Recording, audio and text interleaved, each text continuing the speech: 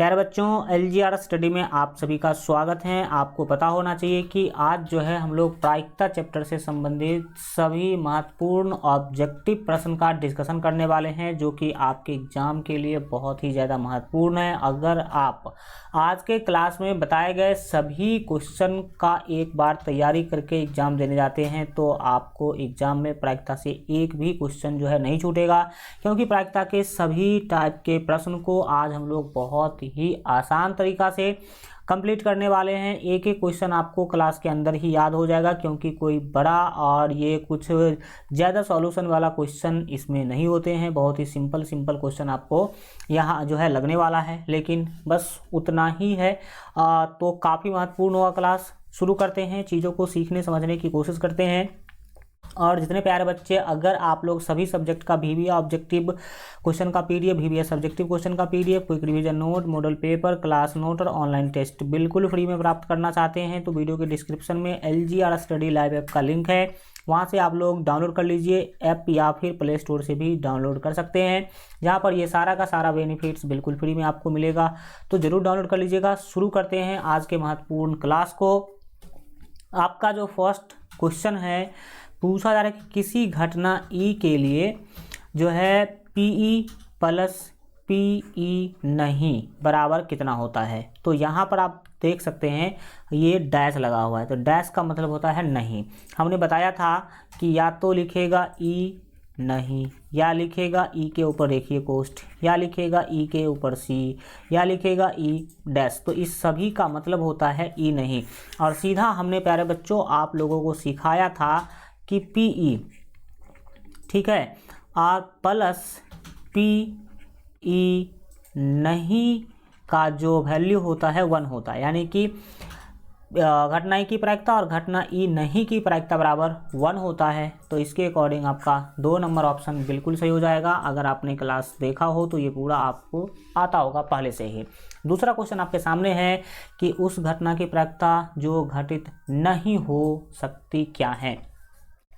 तो जो घटना घट ही नहीं सकती है उसको कहते हैं असंभव घटना, और असंभव घटना की प्रायिकता प्यारे बच्चों 0 होता है, यानी कि यहाँ पर आपका 2 ऑप्शन बिल्कुल जो है सही हो जाएगा। नेक्स्ट हम बात करेंगे आपके क्वेश्चन नंबर 3 के लिए। क्वेश्चन है कि निम्नलिखित में से कौन किसी घटना की प्रायिकता नहीं हो सकती। तो देखिए ए ऑप्शन ये प्रायिकता हो सकता है, क्योंकि बट्टा वाले में हमने आपको 2 टाइप बताया था, ऊपर वाला छोटा हो नीचे वाला बड़ा हो, तो यह प्रायिकता का वैल्यू होगा। अगर ऊपर वाला बड़ा हो नीचे वाला छोटा हो तो प्रायिकता का वैल्यू नहीं होगा, यानी कि ये आपका सही आंसर होगा यहाँ पर जो है 3 नंबर। क्यों? क्योंकि प्यारे बच्चों 7 में आप 3 से भाग दीजिएगा तो जो वैल्यू आएगा वो 1 से बड़ा आएगा। क्या आएगा? 1 से बड़ा आएगा। 3 को आप 7 को 3 से भाग देते 2 दशमलव समथिंग आएगा, तो 1 से बड़ा है, और 1 से बड़ा कभी भी प्रायिकता का मान नहीं होता है। इसीलिए प्रायिकता का मान कौन सा नहीं है, तो वो 3 है। प्रतिशत में भी होता है 0.7 तो होगा ही होगा। तो यहाँ पर आपका 3 ऑप्शन सही हो जाएगा। नेक्स्ट है प्यारे बच्चों, उस घटना की प्रायिकता क्या होती है जिसका घटित होना निश्चित है। तो जिसका घटित होना निश्चित है उसे कहते हैं निश्चित घटना, और निश्चित घटना की प्रायिकता होती है प्यारे बच्चों 1। ठीक है। नेक्स्ट हम बात करेंगे आपके 4 के बाद 5 नंबर क्वेश्चन, किसी प्रयोग के सभी प्रारंभिक घटनाओं की प्रायिकताओं का योग कितना होता है। तो 1 होता है। कितना होता है? 1। ये डायरेक्ट NCERT फिर और जो कंसेप्ट हम पढ़ा रहे हैं तो उसमें भी आपको हम बताए थे। नेक्स्ट बात करेंगे प्यारे बच्चों आपके अगले 6 नंबर क्वेश्चन, उस घटना को कैसी घटना कहते हैं जिसका घटित होना निश्चित हो। तो जिसका घटित होना निश्चित है उसे कहते हैं निश्चित घटना। इसके बाद प्यारे बच्चों बात करेंगे आगे हम लोग 7 नंबर क्वेश्चन के लिए, किसी घटना की प्रायिकता का अधिकतम मान क्या होता है। कौन सा मान? अधिकतम मान। तो अधिकतम यानी कि सबसे बड़ा वैल्यू 1 होगा। क्या होगा? 1 होगा। यह आप याद रखें। इसके बाद अगला क्वेश्चन है कि किसी घटना की प्रायिकता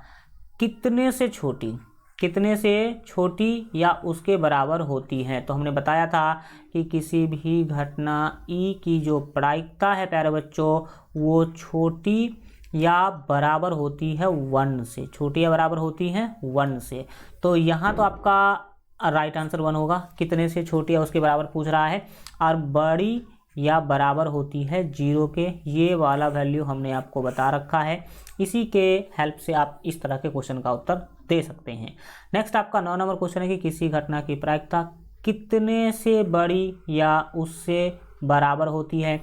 तो बड़ी के लिए भी जस्ट हम बताए हैं कि 0 से बड़ी हो सकती है या उसके बराबर हो सकती है। तो आपका यहाँ पर 2 आंसर जो है बिल्कुल से होगा 0 वाला।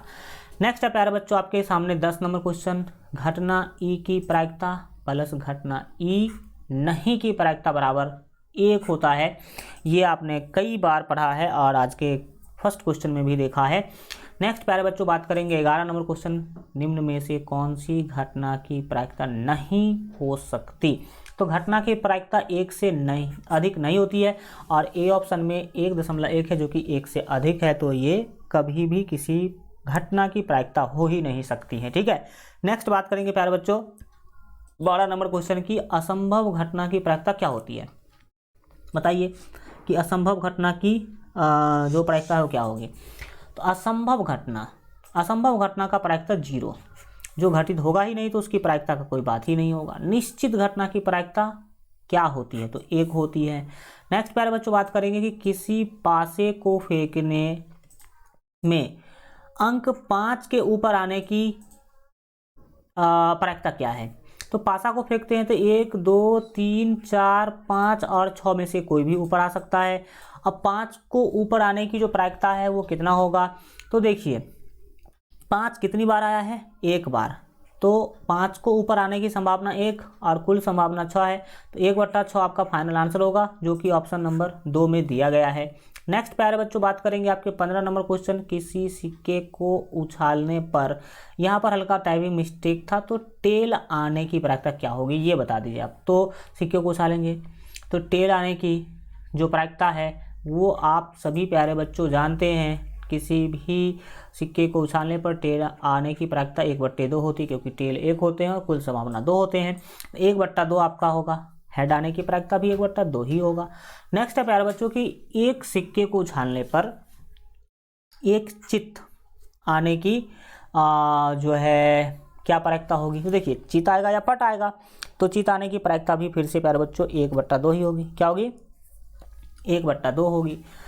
तो 1/2 आपका हो जाएगा, फर्स्ट ऑप्शन सही हो जाएगा। नेक्स्ट है प्यारे बच्चों आपका कि अच्छी तरह से फेंटे गए ताश के पत्तों में से एक पत्ता यादृच्छ यानी कि बिना देखे निकाला जाता है, तो इसके लाल रंग के रानी होने की प्रायिकता क्या है। देखिए कुल संभावना हम हमेशा नीचे लिखते हैं, तो ताश में होते हैं 52 पत्ती, तो हमेशा नीचे लिखेंगे।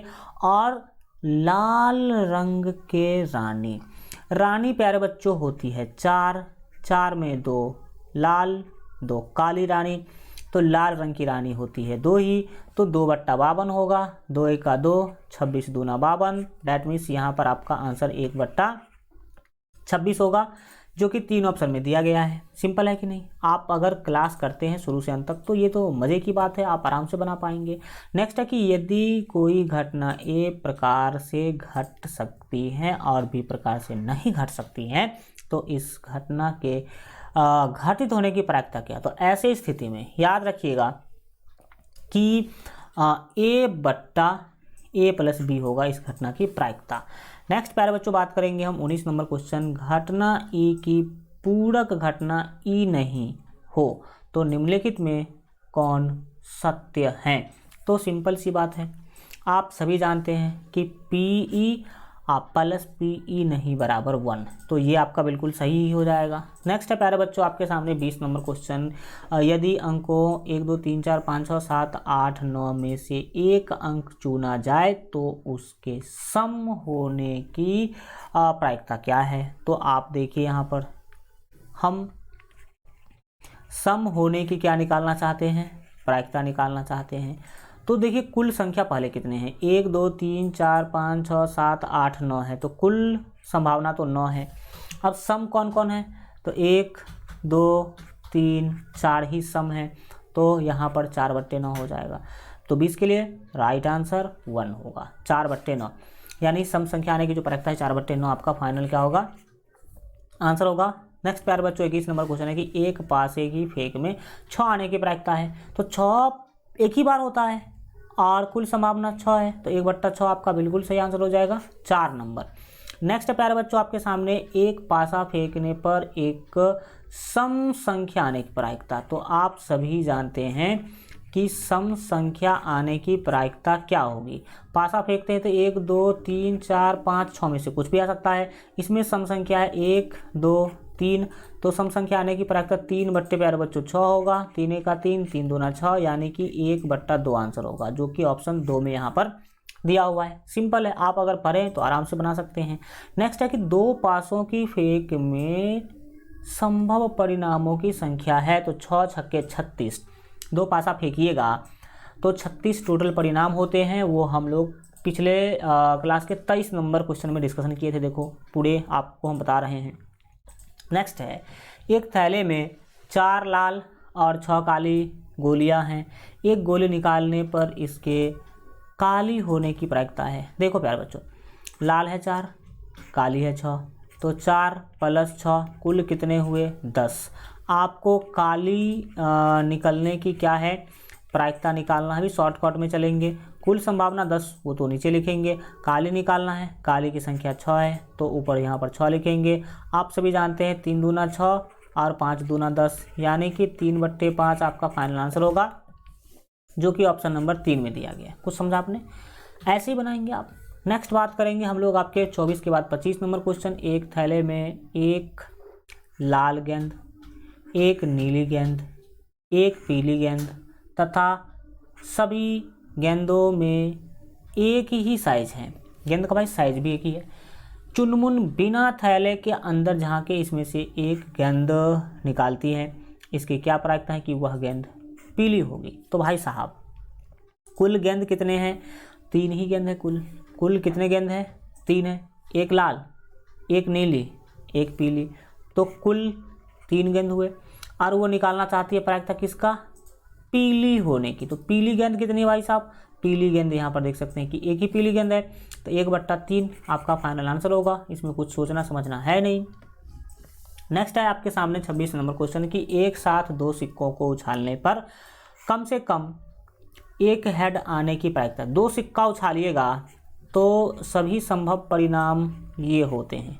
हेड आ सकता है, या टेल आ सकता है, या हेड टेल आ सकता है, या टेल हेड आ सकता है। तो कुल संभावना 4 है और कम से कम एक हेड।